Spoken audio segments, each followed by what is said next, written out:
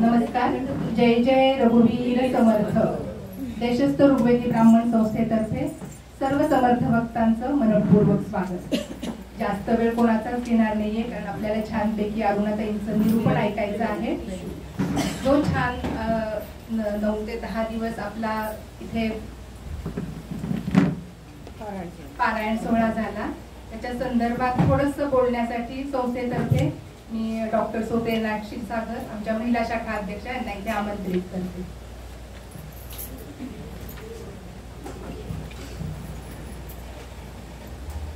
जय जय रघुवीर समर्थ. सद्गुरु समर्थ रामदास स्वामी महाराजांच्या चरणी साष्टांग दंडवत. आजचं कार्यक्रमाची आपली निरूपणकार असं म्हणते, बरोबर ना? प्रवचनकार नको सांगितलं होते, त्यामुळे निरूपणकार. त्यानंतर गेले 10 दिवस आपण ज्या ज्या वाचन करण्यासाठी पारायण करण्यासाठी जमल्या त्या सगळ्या पाठक म्हणते मी, पठण करणाऱ्या, आणि आजच्या कार्यक्रमासाठी खास म्हणून जे दासबोधाचे साधक आहेत, अन्यत्र करणारे, त्या सगळ्यांना नमस्कार. गेले 10 दिवस आता आपल्या आरती त्यांनी सांगितलं की आपण इथे दासबोध पारायण संपन्न केलं. आता हे करत असताना 10 दिवस सगळ्याच जणी दुपारी 2, 2:15 पर्यंत येऊन 5, 5:30 पर्यंत थांबत होत्या. एकमुखानं आपण सगळ्यांनी छान पद्धतीने पारायण केलं. तर हे करत असताना काही वेळेला संस्थेकडून अडचण आली, म्हणजे वेळ आपल्याला पुढे मागे करावी लागली सुरुवात करताना, किंवा संपवताना लवकर संपवलं गेलं, किंवा थोडीशी रचना बदलायला लागली. अशा पद्धतीच्या काही बदल आपण केले, पण कुणीही त्या संदर्भात तक्रार केली नाही, तक्रारीचा सूर आला नाही किंवा नाराजी व्यक्त झाली नाही. हे खूप छान झाल्याचं कारण असं की रामदास स्वामींचाच आपल्याला आशीर्वाद होता ह्या सगळ्या गोष्टीसाठी, आणि म्हणून आपण छान पद्धतीने पार केलं. संस्थेकडून 10 दिवस आपल्याला सगळ्यांनाच माहिती आहे की प्रसाद आणि कॉफीची व्यवस्था केली होती. ती कॉफी सुद्धा देताना बऱ्याचदा असं घडलं, काही जणांना ती जास्त गोड वाटली, काही जणांना थोडीशी थंड वाटली, काही जणांना जास्त तोंड पोळलं, असं वगैरे सुद्धा झालं. पण हे आपल्या घरी पण होतं की नाही, तर त्याच्यामुळे ते सगळ्यांनी, म्हणून म्हणलं सगळ्या गृहिणी असल्यामुळं सगळ्यांनी ते मान्य केलं. मला फक्त आनंद या गोष्टीचा होतोय की स्त्री शक्ती, मातृशक्ती फार मोठ्या प्रमाणावर, म्हणजे 30-35 मध्ये फक्त 2 पुरुष होते, म्हणजे प्रातिनिधिक होते बरं का, म्हणजे प्रतिनिधी सगळे स्त्री पुरुष म्हणून जरी म्हटलं तरी हरकत नाही. तर तिसरे एक भट म्हणून 2-3 दिवस आले, पण नंतर का आले नाही ते कळलं नाही. त्यांचा आता आपण नंतर विचारून घेऊ, तो प्रश्न वेगळा आहे. पण आता हे बोलत असताना मला रामदास स्वामींच्या विषयीच म्हणायचं असं आहे की त्यांनीच खरं म्हणजे स्त्री शक्तीला बरोबर पाठिंबा दिला, बरोबर आहे. कारण की स्त्रियांना मठाधिपती सुद्धा केलं. तो काळ बघा, ज्या काळी स्त्रियांना बाहेर पडणं किंवा शिकायला जाणं हे शक्य नसताना, आणि म्हणून मला असं वाटतं की या पारायणामध्ये दरवर्षीच असतं बरं का, जास्त महिलांचा सहभाग असतो, आणि तो बोलायला सुद्धा आपण कोणीतरी स्त्री शक्तीला बोलावतो, आणि म्हणून आपण म्हणतो की आज स्त्री शक्तीचा साक्षात्कार आपल्याला इथे म्हणजे ऐकायला बघायला मिळणार आहे. आता हे करत असताना आपण संस्थेतर्फे इथे मुलांसाठी स्पर्धा घेतो, शालेय विद्यार्थ्यांसाठी, आणि यावेळेला आम्ही 1ली 2री साठी कथाकथन आणि 3री 4थी साठी वाचन स्पर्धा घेतल्या. हे मी तुम्हाला का सांगते, एकूण 70 मुलं आली होती बरं का, दोन्ही मिळून 70, आणि शिवाय पालक. हा हॉलमध्ये अक्षरशः जागा नाही की मांडीवर बसायला लागलं होतं, इतका ठासून गेला होता यावेळेला हॉल, आणि छान प्रतिसाद होता. कथा मुलांनी खूप छान सांगितलं. पण दुःख या गोष्टीचं आहे की, मुद्दाम सांगते तुम्हाला की दुःख या गोष्टीचं आहे की वाचन मुलांना परीक्षकांनी सांगितलं जमलं नाही. म्हणजे मराठी एक उतारा अहिल्या देवींचा गेला होता, अतिशय सोपा, त्याच्यामध्ये जोडाक्षर पण नव्हती, तरी पण ते चांगल्या पद्धतीने वाचता आलं नाही. हे मी का सांगते आपल्याला की प्रसंगी अखंडित वाचित जावे, आणि काही दिवसा माझी काहीतरी ते लिहावं सोडून द्या, पण कमीत कमी वाचायचं. आणि मोबाईलमुळं आपण हे वाचन सोडतोय असं मला वाटतं. त्याही पेक्षा इंग्रजी माध्यम तिथे आपण आपल्या मुलांना नातवंडांना घालतो आणि मग मराठीकडे दुर्लक्ष करतो. आता 27 तारखेला कुसुमाग्रजांचा जन्मदिवस आपल्याला माहिती आहे, मराठी दिन आहे. आणि म्हणून मी मुद्दाम हा उल्लेख करते की रामदास स्वामींनी सांगितलंय, दासबोधात आपण वाचलंय, पण अनुकरणाचं काय. आणि त्यामुळे आता आपण इथून पुढे निश्चय करूया की आपल्या नातवंडांकडून, सगळ्या इथे आज्या आहेत, त्यामुळे नातवंडांना वाचायला शिकवूया. दररोज थोडं तरी 1-2 मिनिटं 5 मिनिटं एखादं स्तोत्र किंवा एखादा श्लोक किंवा एखादा छोटासा परिच्छेद.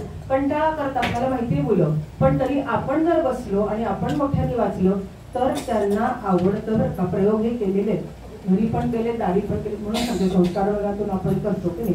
आणि त्याच्यामुळं हे करूया, आणि तरच आपण नुसतं पारायण केलं त्याचा काहीही मग आपल्याला फायदा होतोय असं होणार नाही. म्हणून मला फक्त तुम्हाला ही विनंती कर, सगळी मातृशक्तीमध्ये खूप ताकद असते आणि आपण म्हटलं तर घर चालतं. मला माहितीये की घरातल्या सगळ्या पुरुषांना सुद्धा आपणच वळवतो, बरोबर आहे की आपण होईल म्हणेल तेच झालंच पाहिजे, हेच पक्वान होईल किंवा ह्याच आहेत केला जाईल असं पण करतो ना. तसंच आपण ठरवूया की आपल्या नातवंडांना थोडं तरी वाचायला शिकवूया. एवढंच मला फक्त या निमित्ताने म्हणजे सांगायचं होतं. आणि आपण 10 दिवस जे काही वाचत होतो त्यावेळेला आपली संपूर्ण सेवा केली होणार. सगळ्यांना माहिती, कोणी एक व्यक्ती इथे आपली होती, आपल्या संस्थेची सेविका आहे ती, तर रोहिणी नामदार. तर तिने म्हणजे पाणी प्यायला मधून मधून लागतं, ठसका लागतो, पाणी द्यायचं, नंतर खडी साखर आणि लवंग ती फिरवायची. त्याच्यानंतर कुणाला पोथी हवी आहे, कुणाला आणखीन काय झेरॉक्स हवाय, ते सगळं ती, आणि प्रत्येकाची सेवा तिने आनंदाने केली. म्हणजे हिची का करू, तिला का, तिला नको, हिला नको, किंवा हिच्याविषयी असं कुणाही विषयी तिने दुजाभाव केला नाही. आणि ती दरवर्षी करते. आणि म्हणून फक्त आपल्या सर्वांच्या तर्फे तिला एक शुभेच्छा म्हणू, किंवा ती लहानच आहे त्यामुळे आपण सगळ्या आजावर आशीर्वाद म्हणू, म्हणून तिला एक छोटीशी आपण सगळ्यांच्या तर्फे एक स्मिताताई देशपांडेनी गोळा केलेलंच आहे आपल्याकडून, तर तिच्याकडून आपण थोडंसं तिला तिचं कौतुक करूया. आणि मग मी थांबते आणि निरूपण सुरू होईल.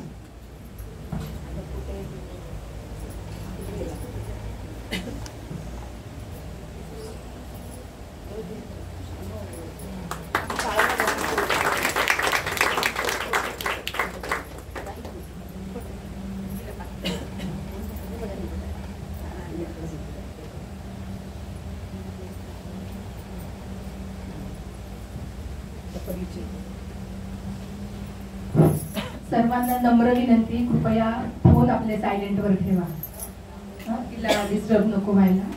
आणि आणखीन एक म्हणजे कार्यक्रम संपल्यानंतर, निरूपण झाल्यानंतर सर्वांना प्रसाद जागेवर दिला जाईल. कोणीही गडबड करू नका, सर्वांना जागेवरच प्रसाद दिला जाईल. आणि जेव्हा प्रसाद वाटप होईल ना, तेव्हा गाणं म्हणायचं आहे काही जणांना, तर तेव्हा आपण म्हणूया, इथे माईक पण आहे, जरूर आपण म्हणूया आणि त्याचा छानपैकी आस्वाद घेऊया. अरुणाताईंचा परिचय करून देते.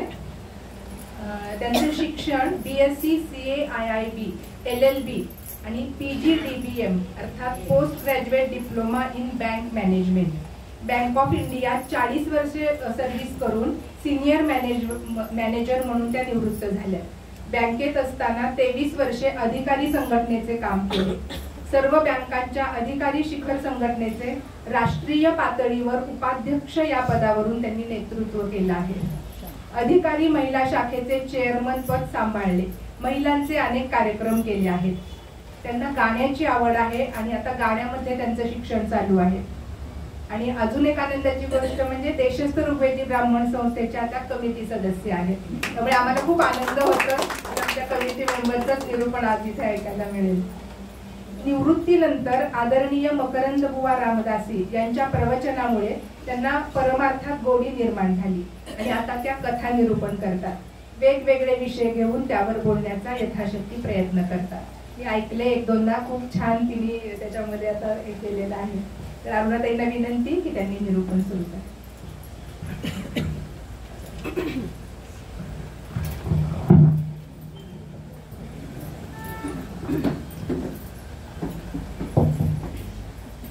हॅलो, येत आहे ना ऐकू सगळ्यांना? सगळ्यात पहिले सर्वांना मनापासून नमस्कार. आज आपण दासनवमी निमित्त इथे जमलो आहोत. ज्या समर्थ रामदास स्वामींचं अधिष्ठान इथे मांडलंय त्या समर्थ रामदास स्वामींच्या चरणी वंदन करते.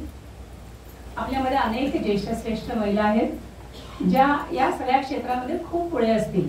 म्हणजे मी नेहमी म्हणते तसं तुम्ही MA PhD आहात, मी आता पहिलीमध्ये आहे, पण तरी सुद्धा मी यथाशक्ती बोलण्याचा प्रयत्न करणार आहे आणि आपण ते गोड मानून घ्या अशी मला खात्री आहे.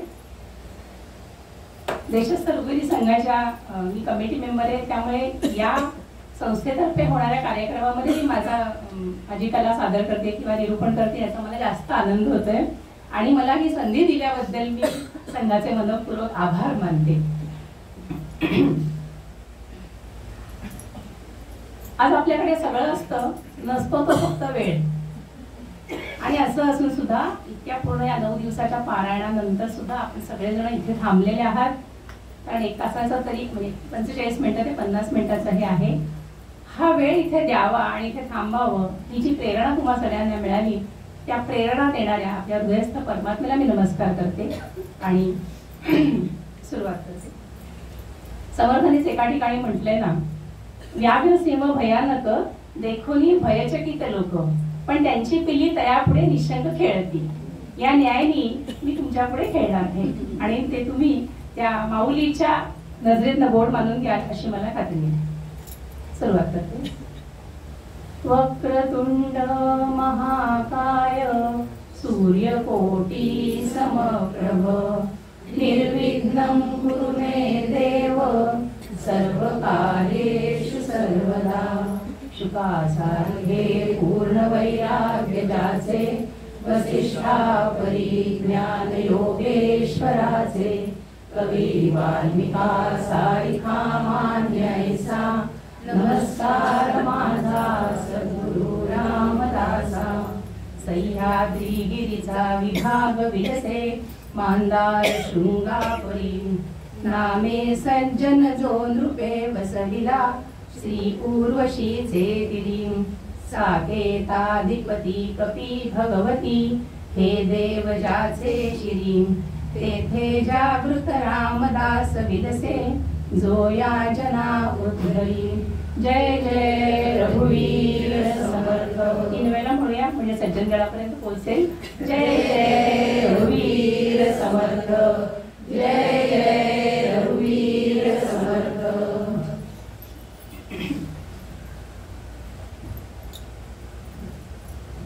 सन 1608 रामनवमीचा दिवस आणि जांभेला समर्थांचा जन्म झालाय.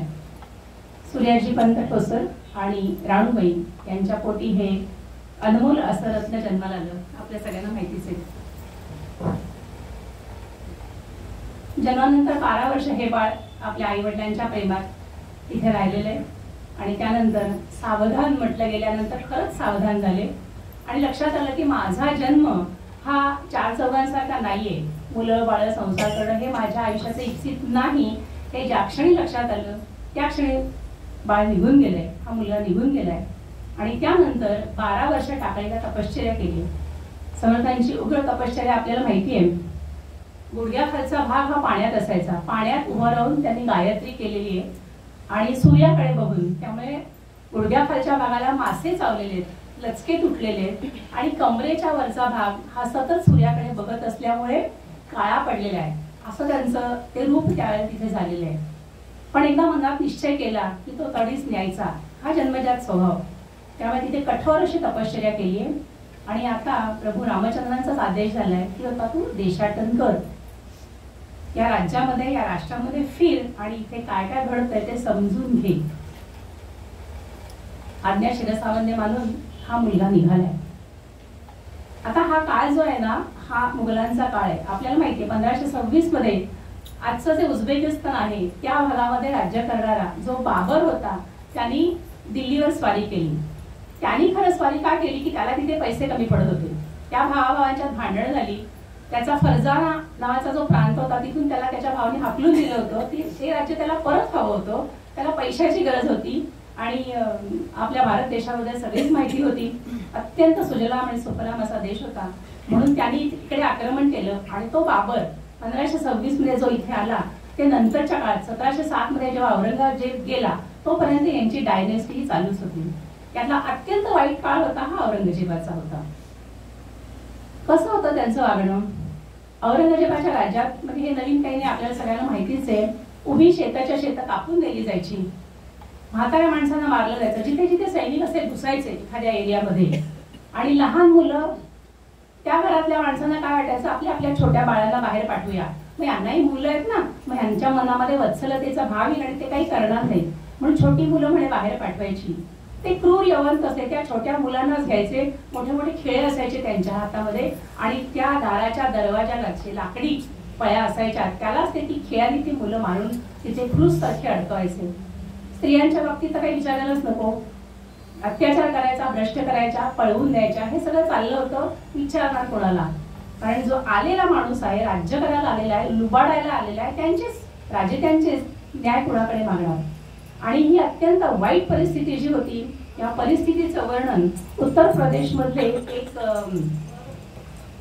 कवी भूषण तिवारी ते असं म्हणतात, प्रबल यवन झाले होते वंद्य या महाराष्ट्रात, प्रबल यवन झाले होते वंद्य या महाराष्ट्रात, आक्रंदत होता धर्म परसत्तेच्या पंखात, आक्रंदत होता धर्म परसत्तेच्या दारात, शौर्य धैर्य रुतले होते परसत्तेच्या सेवेत, शौर्य धैर्य पुरले होते परसेवेच्या पंखात, ऐशा वेळी कल्याणी वीराची कणखरवाणी, ऐशा वेळी कल्याणी वीराची कणखरवाणी, दुमदुमली सर्वत्र जय जय रघुवीर समर्थ, ते घोषित होते मंत्र जय जय रघुवीर समर्थ, राष्ट्राच्या कल्याणार्थ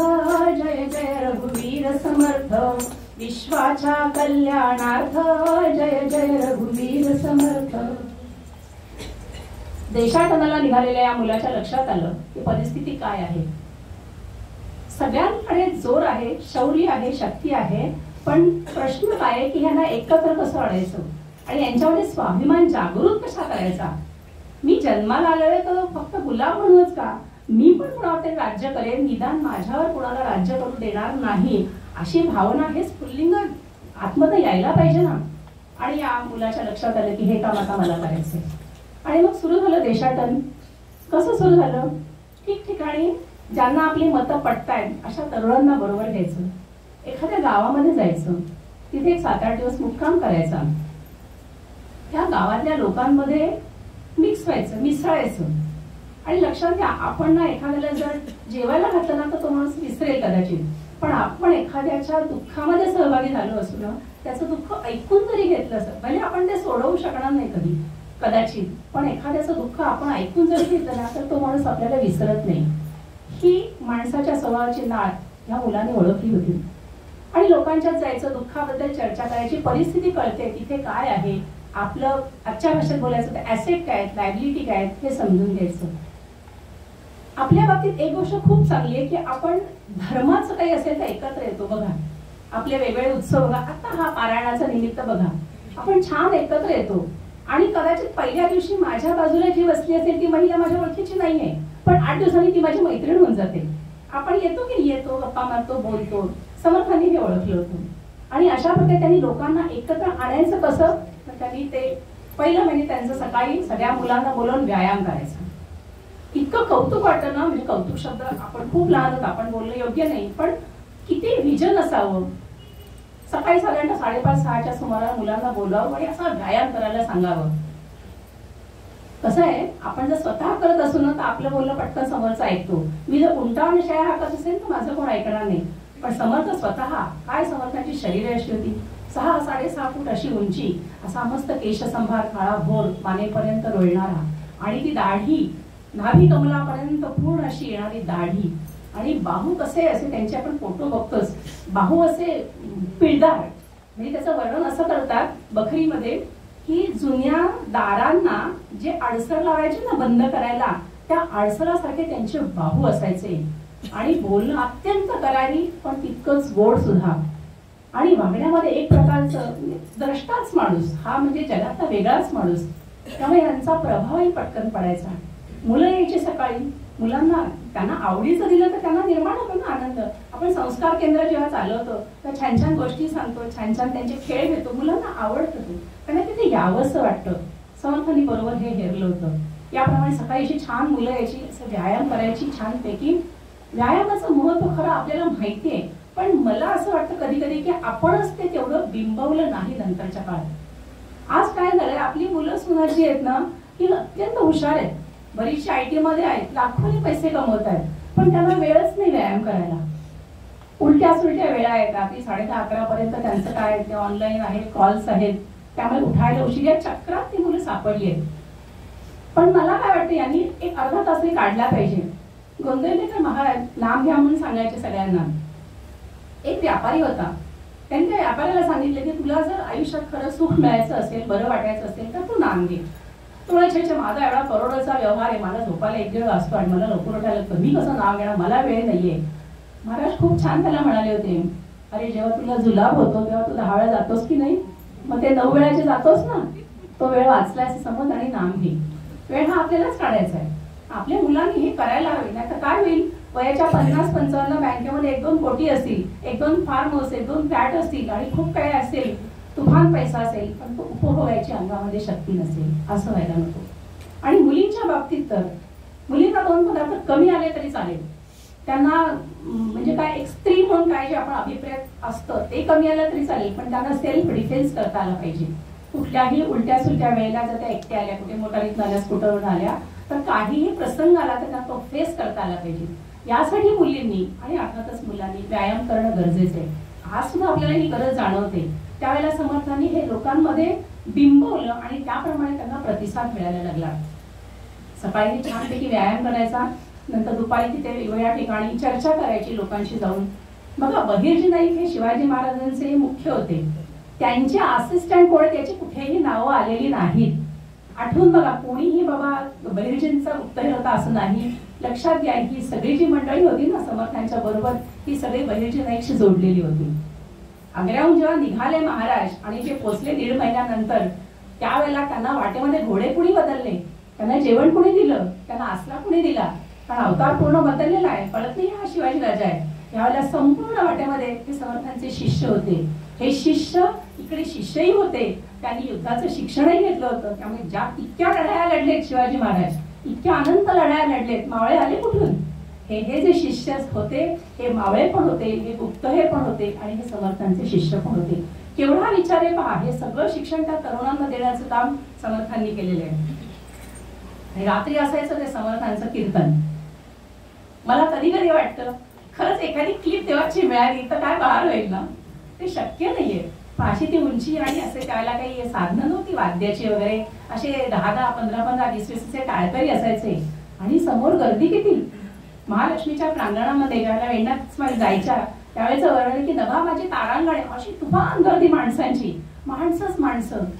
अहो, साधं कोणी छानसं गात असेल तरी आपण गर्दी करतो. महा प्रत्यक्ष प्रभू रामचंद्रांचा अवतार किंवा नंतर आपण त्यांना हनुमंताचा अवतार म्हणतो, अशा दिव्य माणसाला ऐकायला माणसं जाणारच.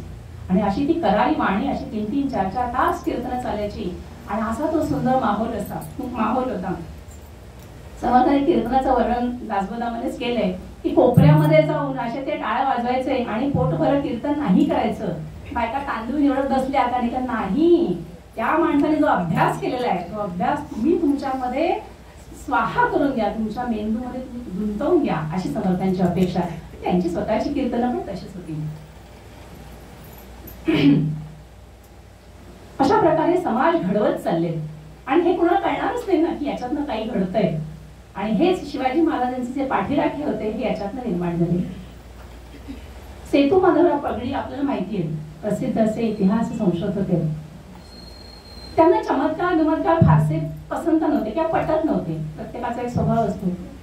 ते समर्थांविषयी असं म्हणतात की समर्थ रामदासांनी मेलेली घार उठवली का ते मला माहिती नाही, मेलेली गाय उठवली का हेही माहिती नाही, मेलेला कुलकर्णी उठवला असं म्हणतात, ते शक्य असेलही, मला ते माहिती नाही. पण मी एक गोष्ट नक्की सांगू शकतो की समर्थांनी मेलेलं राष्ट्र जिवंत केलं. ही त्यांची ताकद, हे सेतू माधवराव म्हणतात. त्यांनी आणखीन एक उल्लेख केलेला आहे सेतू माधवरावांनी, त्यांचं पुस्तक आहे रामदास म्हणून. ते असं म्हणाले की ते वेगवेगळ्या कारणासाठी वेगवेगळ्या ठिकाणी जायचे. ते श्रीलंकेला गेले होते आणि श्रीलंकेला संध्याकाळी 7-7:30च्या सुमाराला ते काय त्यांच्या हॉटेलच्या खोलीमध्ये काहीतरी करत होते आणि त्यांना एकदम ऐकू आलं, सत्राणे उड्डाणे हुंकार वदनी करिडळ मंडळ सिंधू गगनी, अशा नर आहे ना, त्यांना ऐकू आलं हे आणि ते सटपटलेच. श्रीलंकेसारख्या ठिकाणी हे कुठून ऐकू येत आहे? त्यामुळे मी धावत धावत गेलो त्या हॉटेलमध्ये खाली आणि त्या आवाजाच्या दिशेने गेलो आणि गेलो तिकडे कुठून आवाज येतोय आणि बघितलं तर तिथे एक सुंदर मारुतीचं देऊळ होतं. आणि त्या देवळाच्या ते जे आरती करत होते त्यांना विचारलं की इथे मारुतीचं देऊळ कसं, तर त्याला त्याने कळलं नाही. आता हे त्याच्याशी मराठी बोलले, त्याला मराठी कुठे येत आहे, पण त्या आरतीमुळे त्यांना वाटलं मराठी येत आहे. मग कोणतरी तो काय दोन्ही भाषांमध्ये बोलला, दुभाषा तो आला आणि त्यांनी असं सांगितलं की काही वर्षांपूर्वी महाराष्ट्रात एक रामदास नावाचा संत इथे आला होता आणि तो म्हणे असं म्हणाला की श्रीलंकेत मारुतीचं मंदिर नाही असं होताच कामा नाही, त्या श्रीलंकेचं नाव मारुतीच्या पुढे जाऊ शकत नाही आणि म्हणून त्या माणसाने इथे मारुतीचं देऊळ उभं केलं आणि त्यांनी आम्हाला ही आरती शिकवली. त्याचा अर्थ आम्हाला माहित नाही, ते जसंच्या तसं आम्ही म्हणतो.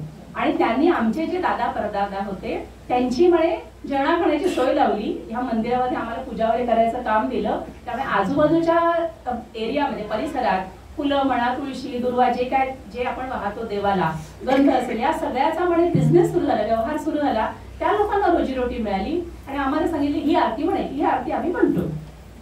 खूप खूप अभिमान वाटला की क्या बात आहे ना, ह्या गोष्टी आपल्याला माहिती नाहीयेत. पुन्हा एकदा वाटतं की हे सगळ्या गोष्टी 5वी 6वी मध्ये कंपल्सरी करायला हवे. असं वाटतंय की आता योग घातलेल्या दिवसात होईल. व्यायाम कंपल्सरी करायला हवे आणि धर्माचं वाचन कंपल्सरी करायला हवे. आणि हे जे आपले थोर मंडळी येत नाही त्यांचं वर्णन करायला आपली जेव्हा अगदीच कमी आहे, तर ह्यांचं वर्णन त्यांनी ऐकावं, वाचावं, निदान त्यांना हे माहीतही होईल की हे असे आपले पूर्वज होते. त्यावेळेला मुघल सैन्याचं काम काय होतं की सगळ्यात पहिले धर्म, कारण त्यांना माहिती हे लोक इतके धर्मावर निष्ठा ठेवून आहेत ना, त्यांचा यांना धर्मभ्रष्ट केलं, यांची देवळं मंदिरं पाडली की ते मग आपल्यात येतील आणि आपला धर्म स्वीकारतील.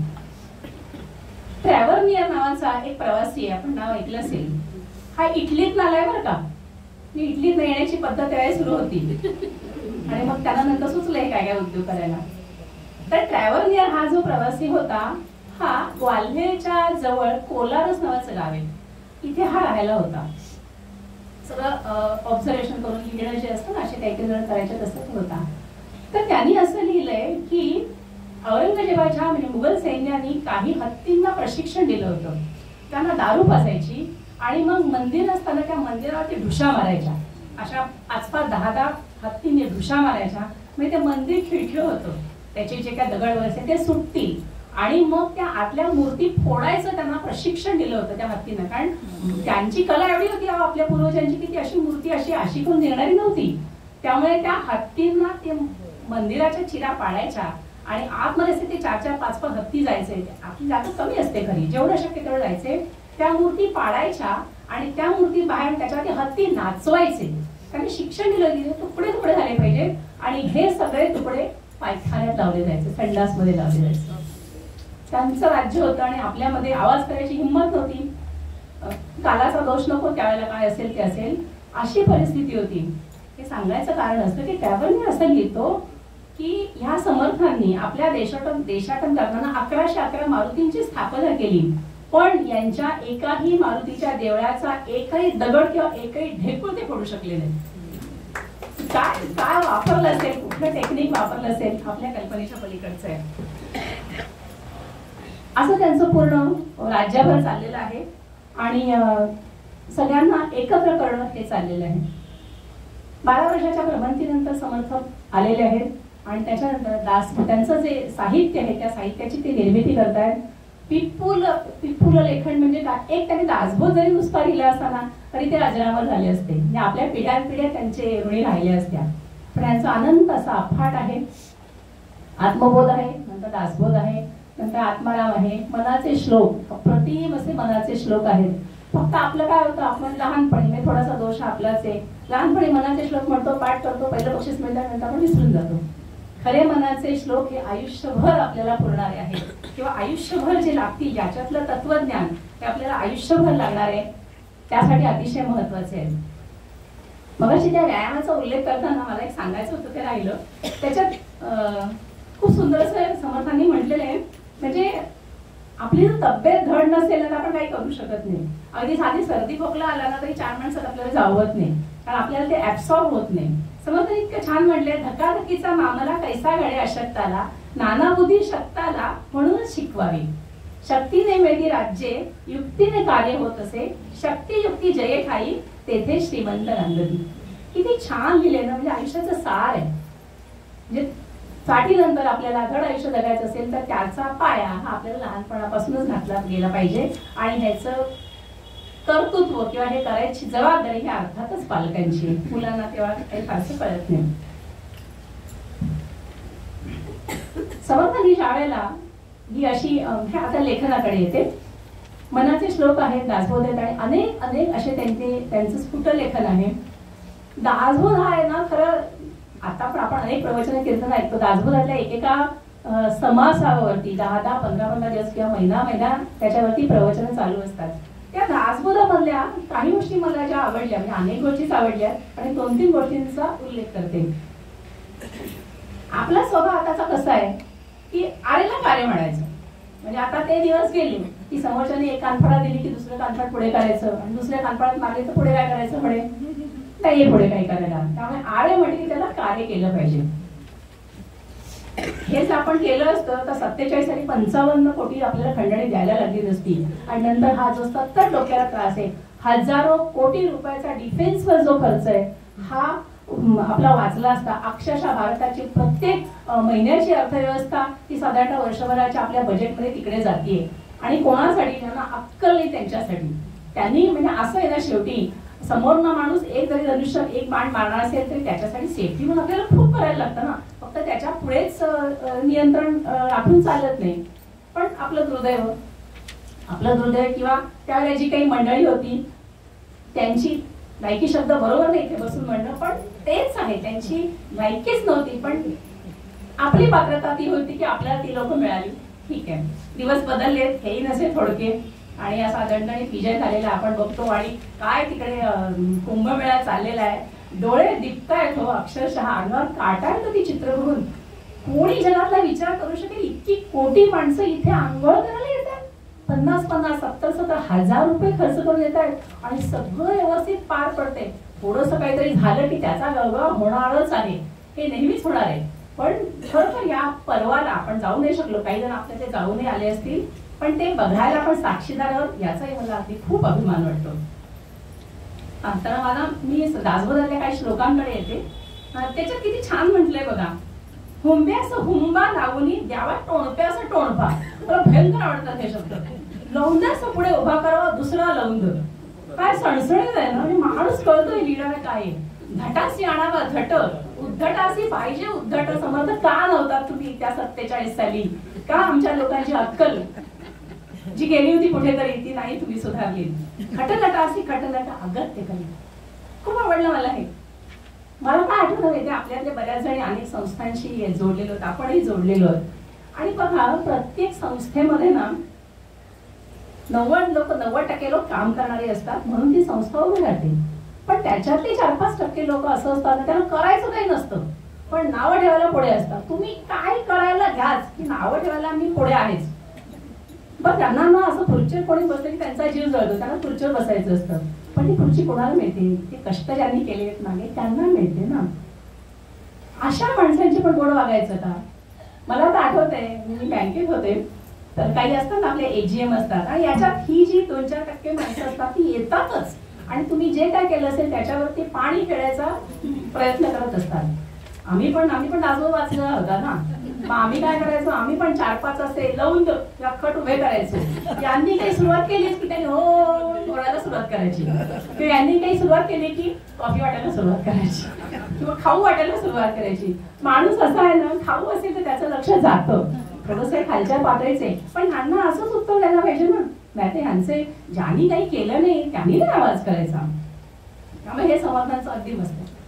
आणखीन काही काही जे समास आहेत ना समर्थांचे, त्या काही काही श्लोकांमध्ये यमक किती सुंदर वापरले हो, तर ते पुन्हा पुन्हा पुन्हा म्हणावं असं वाटतं. बघा मी मगाशी म्हणून येतो हा श्लोक आहे, घष्टणी घिसणी घसमरपणे, घसरू घसरू घसा खाणे, घुमघुमोची घुमणे योग्य नव्हे.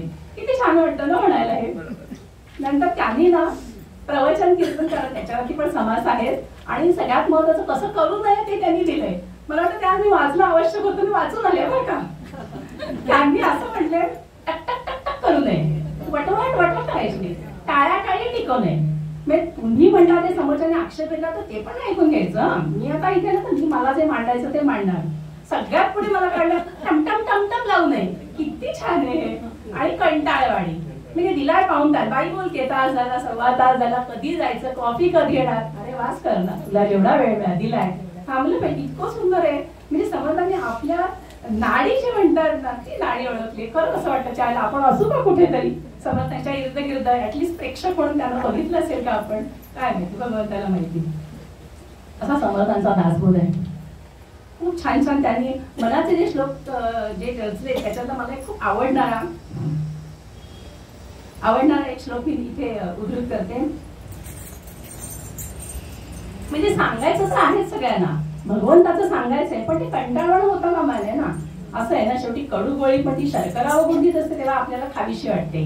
समर्थ कसं म्हणतात, सदा सर्वदा देव सन्निध आहे, सदा सर्वदा देव सन्निध आहे, कृपाळूपणे अल्पधारिष्ट पाहे, कृपाळूपणे अल्पधारिष्ट पाहे, सदानंद आनंद कैवल्यदानी, मुपेक्षिकदा देव भक्ताभिमानी. सदैव देव तुमच्या भोवती अवतीभोवती आहे. म्हणजे तुम्हाला चांगलं करतानाही लक्षात ठेवलं पाहिजे की तो बघतोय, आणि काही चुकीचं केलं करत असेल तर त्यावेळेलाही लक्षात ठेवलं पाहिजे की तो मला बघतोय. खूप छान आणि अशा गोड शब्दामध्ये हे सगळं समर्थांनी मांडलंय. यानंतर मी येते त्यांनी जी करुणाष्टक लिहिली त्याच्यामध्ये.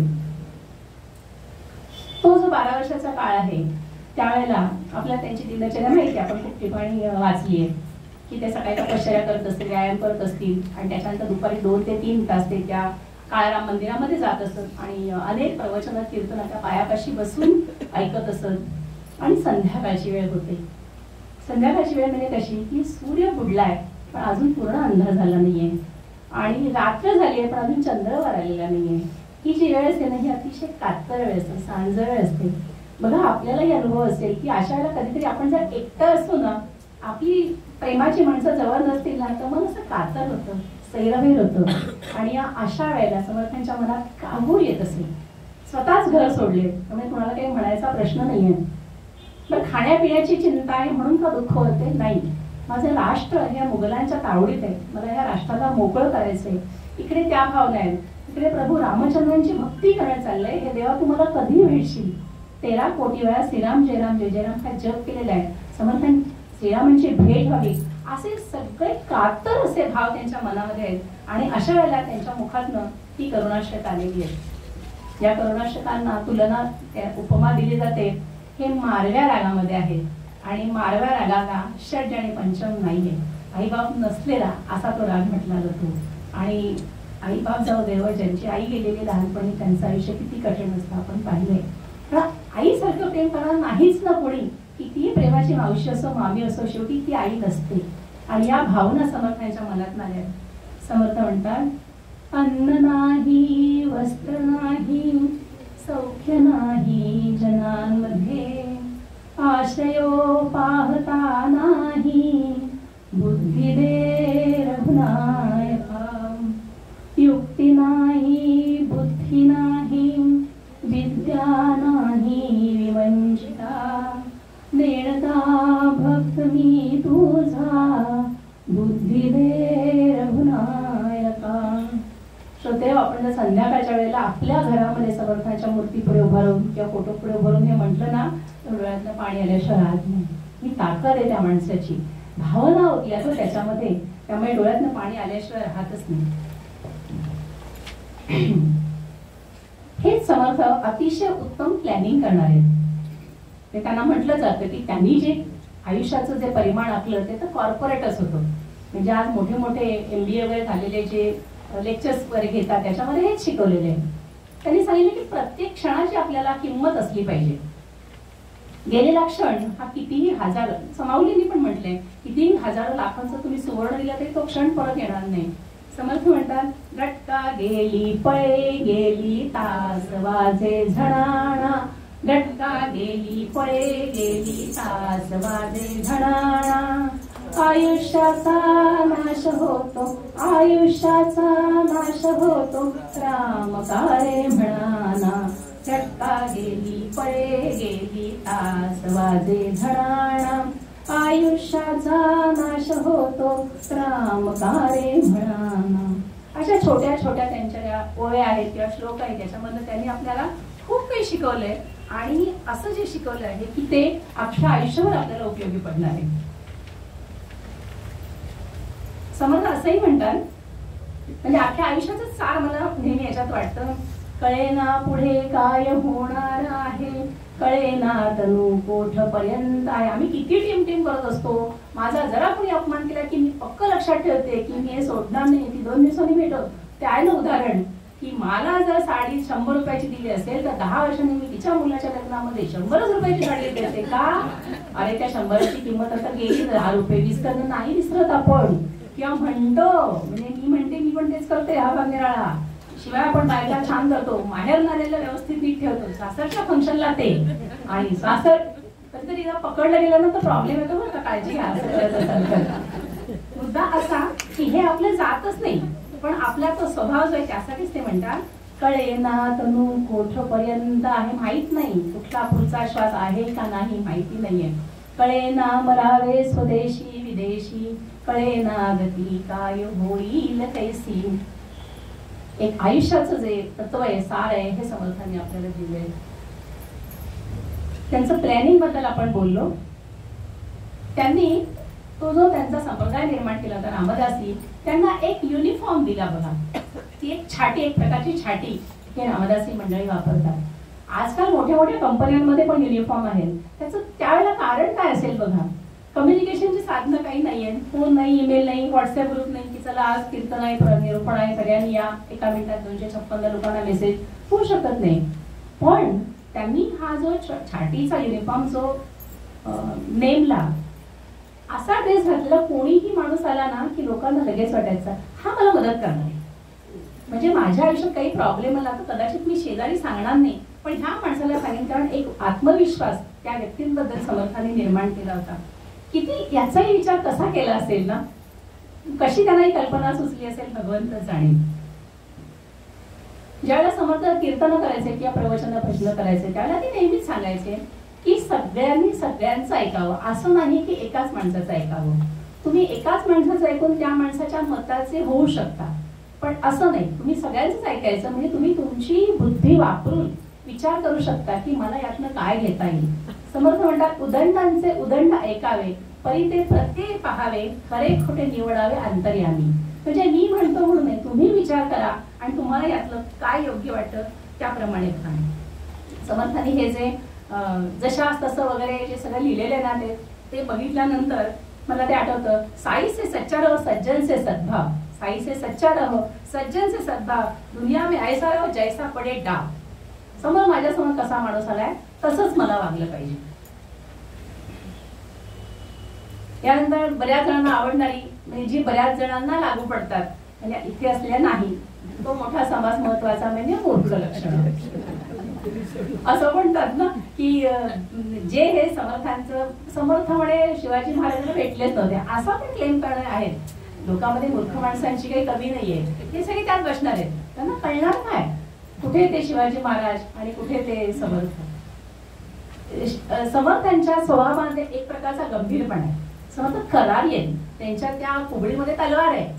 म्हणजे असा उल्लेख आहे की तत्कालीन बऱ्याच संतांना लोकांनी खूप त्रास दिलाय.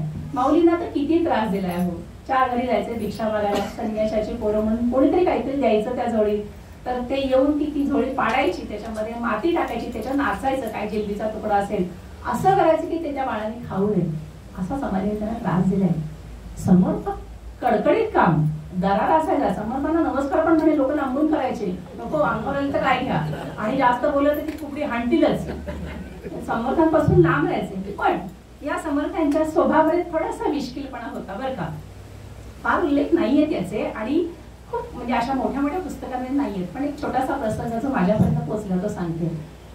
शिवाजी महाराजांना राज्याभिषेक झाला आणि कसं तुझा तू वाढवी राजा, तुझा भवानीला साकडं घातलंय आणि स्वराज्य निर्माण झालेलं आहे आणि आमचे शिवाजी महाराज आता गादीवर बसलेले आणि शिवाजी महाराज अर्थातच त्यांनी गुरु मानले समर्थांना, त्यामुळे त्यांचे इथे येणं जाणं आहेच.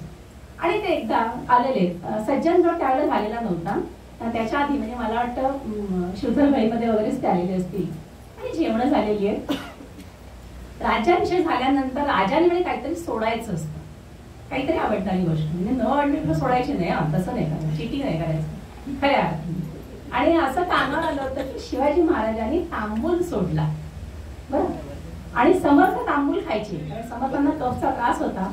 भवानी मातेने प्रभू राम सीताबाईंनी त्यांना उष्टा विडा दिल्याचा उल्लेख आहे की तो विडा दिला आणि सांगितले की तू विडा भक्षण करत जा म्हणजे तुला कफाचा त्रास होणार नाही. आपण हे लक्षात ठेवा बरं का, सीताबाईंनी सांगितलेलं आहे, आपल्याला अर्थ नाही. सीताबाईंचा विडा मिळल्यावर आपण भाग्यवान कधी होणार, पण त्यांनी सांगितल्याप्रमाणे ऐकलं तर थोडासा होईल फायदा. तर समर्थ विडा खायचे आणि जेवण वगैरे झालेले छान. आता शिवाजी महाराज बसलेत आणि समर्थ बसलेले आणि अक्काबाई होते ना त्यावेळेला अक्का, तर त्यांनी त्या तांबणामध्ये त्यांचं काय तबक असेल त्याच्यामध्ये तांबूल आणून ठेवले 5-6 आणि ते छान. आणि शिवाजी महाराजांनी तो तांबूल घेतला, समर्थ बघतायत हा, आणि तो तांबूल घेतला, समर्थांनी घेतला.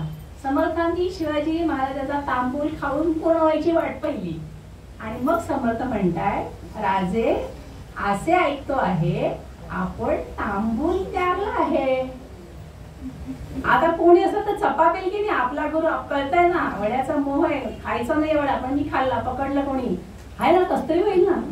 राजे होते हो आणि त्यांच्या गुरूंकडे राजे पण दाढीतल्या दाढीत हसले आणि म्हणाले, स्वामी आम्ही तांबूल नाही सेविला, आम्ही तांबूल नाही सेविला, आम्ही प्रसाद बक्षिला. मला हे इतकं आवडलं.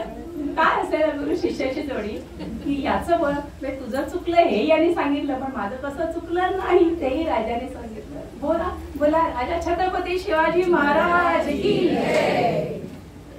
असं वाटतं ना थाटात पुन्हा एकदा आपण असायला हवं, ते सगळं बघायला हवं होतं. असू पण कदाचित माहिती नाही एखाद्या मुलगीच्या चिंताच्या रूपाने, असू पण. समाज सुधारक कशाला म्हणतात हे दाखवून दिलं आमच्या समर्थांनी. तो काळ असा होता की ज्या वेळेला आपल्या किती वेळ 5:15 5:30 5:20 पर्यंत तो काळ असा होता की ज्या वेळेला स्त्रियांनाच विशेष किंमत नव्हती. अर्थात हे पूर्ण सत्य नाहीये. प्राचीन काळी म्हणजे आपण मागे जायला नको, याज्ञवल्क्य आणि मैत्रेयीचा काळ आहे, नंतर गार्गी आहे, नंतर या दोघांची ती जेव्हा आचार्यांचे ज्याला वाद झालेले आहेत मंडन मिश्रांशी, तेव्हा त्यांची पत्नी उभय भारती ही त्यावेळेला जज म्हणून आहे. आणि विदुला दिदींनी ज्या वेळेला सांगितलं, विदुला ताईंनी सांगितल्यानंतर कृष्ण जो वेद कुठला आहे तो चौथा जो आहे यजुर्वेद, तो मान्यता विदुला ताईंच्या सांगण्याप्रमाणे मान्य आहे. ही आपली परंपरा आहे. हा कोणी जर आपल्याला नावं ठेवत असेल तर हे आधी हाणून पाडायचं. पण मधल्या कालखंडामध्ये हा मुसलमानांचा जो हिंसाचार चालला होता, जे वाईट वागणं चाललं होतं, त्यामुळे ही बंधनं घातली गेली 7-4 घरात, किंवा स्त्रियांनी फार मोकळेपणे बाहेर पडायचं नाही. एक तर असा उल्लेख आहे, एका प्रवचनात ऐकला की काही हजारो वर्षांपूर्वी म्हणे उपवर मुली आणि उपवर मुलं यांना एका अशा वनामध्ये सोडलं जायचं संध्याकाळी, बरं का, सगळ्यांनी नटून थटून यायचं आणि एकमेकांशी बोलायचं, चर्चा करायची, आवडीनिवडी सांगायच्या रात्री. आणि सकाळी ते सगळेजण घरी यायचे, म्हणजे आपापल्या घरी यायचे आणि मग त्यांनी आई वडिलांना सांगायचे मला हा मुलगा आवडला किंवा मला ही मुलगी. केवढं प्रगत असू आपण, केवढं प्रगत असू, फक्त मला ह्याचे एक्झॅक्टली रेफरन्स मिळाले नाही की हे कशात लिहिलेले आहेत. हे मी ऑथेंटिक माणसाच्या तोंडून ऐकलेले आहेत, मला मी ते मिळेल कुठून तरी, पण इतके आपण प्रगत विचारांचे होतो. मुद्दा असा की हा काळ असा होता की विधवा स्त्री झाली की ते तिचंच पाप असं समजलं जायचं, तिचा काय दोष वगैरे सगळं आपल्याला माहितीये. आणि मग ते मुंडण करायचं आणि त्या अलवणामध्ये त्या स्त्रिया राहायच्या. घरी अनेक पुरुष असायचे, कोणाची नजर कशी असायची, आणि मग वीर त्यांनी जवळ करायचे. असाच तो कालखंड होता. दोष कोणाला द्यायचा, कारण तो अख्ख्या समाजाचीच ती मानसिकता होती. अशा वेळेला वेण्णा स्वामी जे आहे, भागवत वाचत बसली ती समर्थ आलेले दीक्षा मागायला, आणि नंतर ज्यावेळेला ती कीर्तनाला वगैरे ते आपल्याला माहिती आहे, आपण वेण्णा स्वामींचं चरित्र अनेकदा वाचलंय, ऐकलंय. तर जर आजच्या काळामध्ये असं घडलं तरी लोक नावं ठेवायला पुढे येणार आहेत, तर 350-400 वर्षापूर्वी काय परिस्थिती असेल. पण खंबीर होते, ती मुलगी पण मनाने खंबीर होती की नाही मला यायचंय, मला हे सगळं शिकायचंय. त्याप्रमाणे समर्थ घेऊन दिले तिला आणि नंतर मिरजेचं मठाधिपती केले. शहापूरच्या सतीबाईंना तिथल्या मठाचं मठाधिपती केले. केवढं केवढं विजन असलं पाहिजे ना. असं जगाच्या उलट जाऊन करणं खूप कठीण आहे. आणि नावं ठेवायला तर सगळे पुढे असतात कायम. आजही आपण हे बघतो, नाव चांगलं असलं ते नावं ठेवतात, वाईट असल्यानंतर नावं ठेवणारच लोकांची ती मानसिकता आहे. 100 काय 500 वर्ष, त्या काळाच्या 500 वर्ष समर्थ पुढे होते आणि त्यांनी अनेक अशा स्त्रियांना मठाधिपती केले. समर्थ गेल्यानंतर पुढे 27 वर्ष अक्का ताईचे त्यांनी तो मठ सांभाळलाय. काय बाई कॅपेबल असेल ना, खऱ्या अर्थाने ती मॅनेजर असल्या पाहिजेत. असा मठ सांभाळणं, त्याच्यामध्ये असे जुनाट विचारांचे पुरुष पण असणार, त्यांना सांभाळणं सोपं नाहीये. हे त्यांनी सगळं सांभाळले. हे खरोखरच हे द्रष्टेपण आहे. फक्त दुर्दैव असे की त्यांचं बघून लोकांनी त्यांचं अनुकरण नाही केलं. त्या लोकांचे तेवढे गट्स पाहिजेत. हो, मोठ्या माणसाचं अनुकरण करणं पण सोपं नाहीये. त्यामुळे मेंढा स्वामी किंवा ही जी मंडळी एक समाज प्रबोधन किंवा समाजाच्या काळाच्या पुढे कसं जायचं हे त्यांनी आपल्याला दाखवून दिले. प्रभू रामचंद्र हे समर्थांचं आराध्य दैवत. आपल्याला त्यांची लहानपणीची कथा माहितीये. 72 तास बाळ काहीही खात नव्हतं आणि मग स्वतः हनुमंताने त्यांना उचललंय आणि जवळच्या श्रीरामांच्या मंदिरात नेले. प्रभू श्रीरामचंद्र स्वतः तिथे प्रकट झालेले आणि त्यांनी या बाळाला मंत्र दिलेला आहे. असे हे श्रीरामचंद्र यांचं आराध्य दैवत आहे. त्यांच्याबद्दल लिहिताना म्हणूनच असं म्हणतात ते की कथा कुठली चांगली, ते म्हणतात कथा विठ्ठलाची, कथा शंकराची, कथा वामनाची, कथा मोरयाची, कथा कौरवा पांडवा माधवाची, पण समस्तामध्ये श्रेष्ठ कथा या राघवाची. या राघवाची कथाच सगळ्यात श्रेष्ठ आहे. समर्थांनी अनेक गोष्टी केल्या, त्यातल्या काही गोष्टींचा थोडक्यात मी उहापोह केला.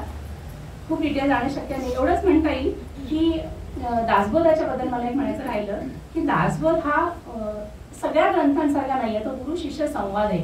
असा संवाद असलेला हा एकमेव ग्रंथ आहे. हे याचं वेगळेपण आहे.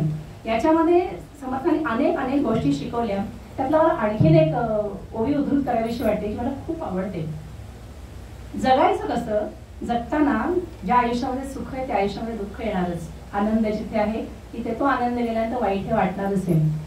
समर्थांनी त्याच्यामध्ये असं म्हटलंय, संपत्ती अथवा विपत्ती जशी पडेल काळगती, परिणाम स्मरणाची स्थिती सांडूची नये, सांडूची नये.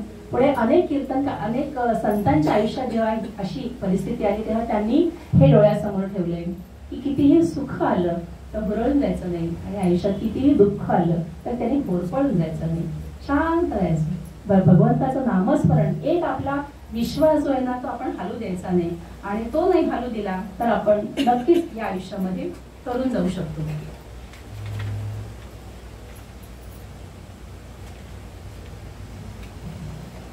शिवाजी महाराजांचं आणि समर्थांचं जे नातं आहे ते अभूतपूर्व आहे. दोन प्रचंड मोठी अशी ती व्यक्तिमत्व एकत्र आलेली आहेत. शिवाजीने राज्य स्थापन करावं आणि या हिंदूंना कोणतरी आपला वाली मिळावा हे जसं त्यांच्या मनात होतं तोच विचार समर्थांच्या मनात होता. ज्यावेळेला राज्याभिषेक झाला त्यावेळेला समर्थांनी किती सुंदर लिहिले, कसा आहे हा राजा, आचारशील, विचारशील, न्यायशील, धर्मशील, सर्वज्ञ, सुशील असा जाणता राजा. आणि कसा आहे तो, यशवंत, कीर्तिवंत, सामर्थ्यवंत, वरदवंत, पुण्यवंत, नीतिवंत, प्रज्ञावंत असा जाणता राजा. अगदी योग्य गुरुला योग्य शिष्य मिळाला असं आपल्याला हे बघितल्यानंतर म्हणावं असं वाटतं.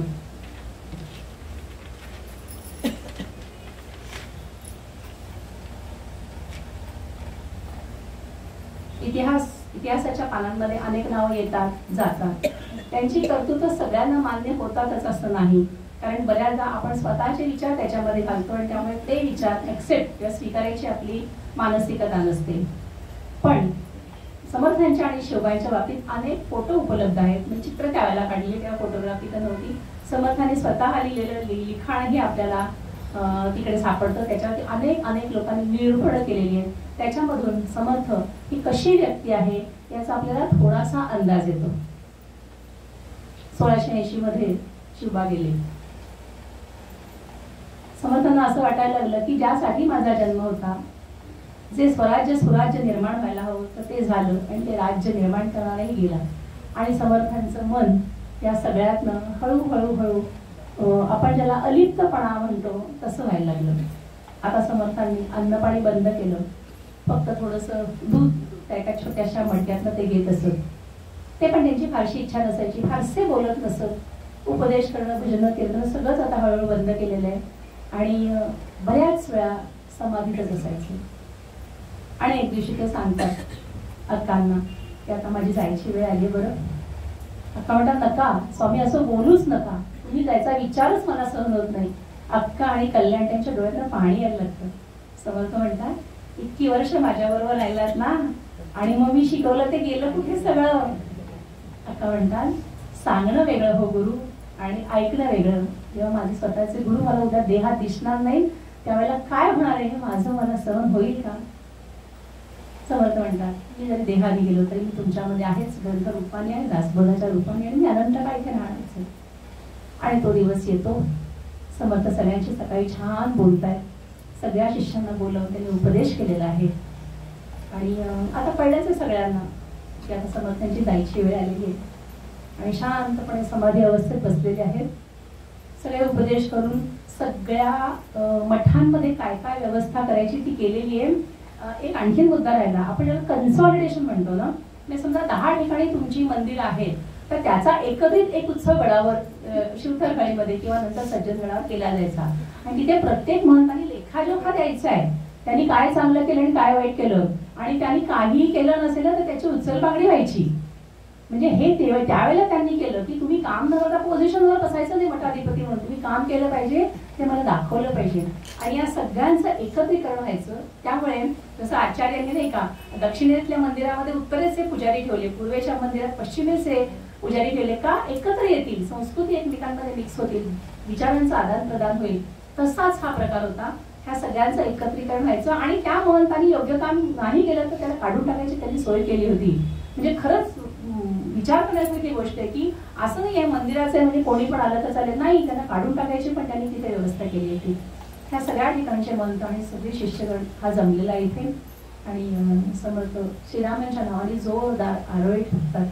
खरं तर ते मनातनं खूप प्रसन्न आहेत, कारण त्यांच्या लाडक्या श्रीरामाकडे ते जात आहेत, त्यांच्या लाडक्या हनुमंताकडे जात आहेत. आणि आता इहलोकीचं कार्य झालेलं आहे, मला जे करायचं झालेलं आहे. आणि असं म्हणतात प्रभू रामचंद्रांकडे बघत ते समाधी अवस्थेत होते आणि नंतर त्यांच्या डोळ्यामधून त्यांची प्राणज्योत निघून त्या प्रभू श्री रामचंद्रांच्या नेत्रांमध्ये विलीन झाली. आणि असा हा समर्थांचा शेवट झाला. शारीरिक अर्थाने तो शेवट झाला. मनाने ते आज येत आणि तसे लाखो वर्ष राहणारच आहेत. त्यांना मनातनं आपल्या काढून टाकण्याची शक्ती कोणाच्यामध्ये असणारच नाहीये. त्यामुळे समर्थ हे आपल्यामध्ये आहेतच. जे काही समर्थाने विपुल लेखन केलं, विपुल गोष्टी सांगितल्या, समाजा आयुष्याच्या प्रत्येक अंगाला स्पर्श केला. व्यायाम असो, भजन असो, कीर्तन असो, राजकारण असो, कसं वागायचं ते असो, कसं टक्क्याला टक्का द्यायचा, टोणक्याला टोणका कसा, हे सगळं त्यांनी शिकवलं. जे जे जमेल आपल्याला ते आपण त्यातलं आपण ऐकलेलं आहे ते स्वीकारूया आणि आपल्या आयुष्यात भूमी घालायचा प्रयत्न करूया. श्रोते हो, माझ्या परीने माझी सेवा मी आपल्या पुढे ठेवली, ती समर्थांच्या चरणी अर्पण करते आणि इथेच विरमते. एवढंच म्हणेन की जे काही मी बोलले असेल तो माझा भाव कसा असेल. दुर्वांचा भाव जो गणपतीपाशी, बेलफुलाचा भाव जो शिवपिंडीपाशी आहे, तुळशीचा भाव जो कृष्णांपाशी, तोच भाव माझ्या शब्दांचा आपल्या कानांपाशी असू द्या. आणि चुकलं मागलं असेल तर गोड मानून घ्या.